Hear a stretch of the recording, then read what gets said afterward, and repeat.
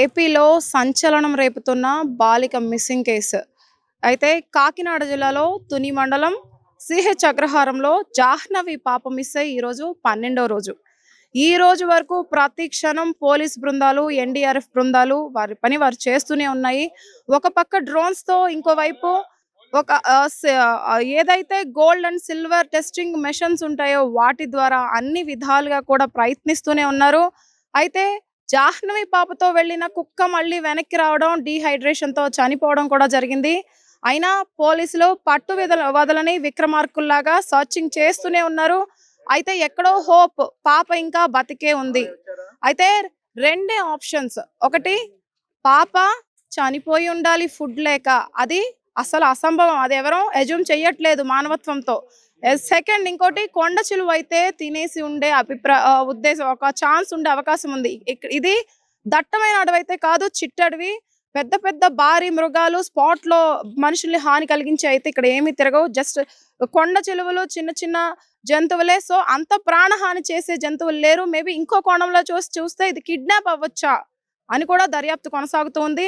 అయితే 12వ రోజు ఉంది. పాప ఆచూకీ కానీ, పాపకు సంబంధించిన ఆనవాళ్ళు కానీ నలుమూలల నలుదిక్కుల ఎక్కడా కూడా లభ్యమైన పరిస్థితులు అయితే కనిపించట్లేదు.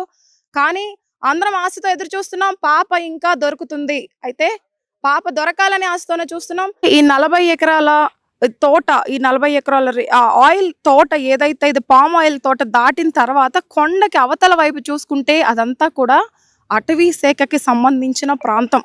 అయితే యథావిధిగా తల్లిదండ్రులిద్దరూ పనిలో మునిగిపోయారు.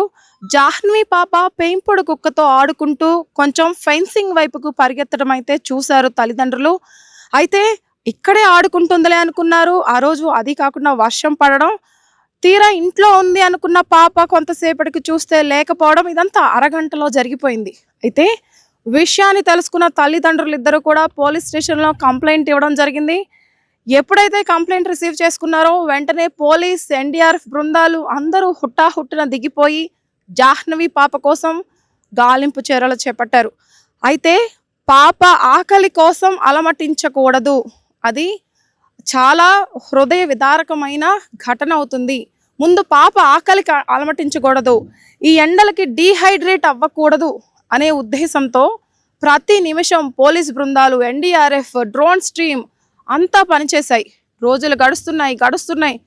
ఈరోజు 12వ రోజుకి వచ్చింది. కానీ జాహ్నవి పాప జాడైతే కనిపించలేదు.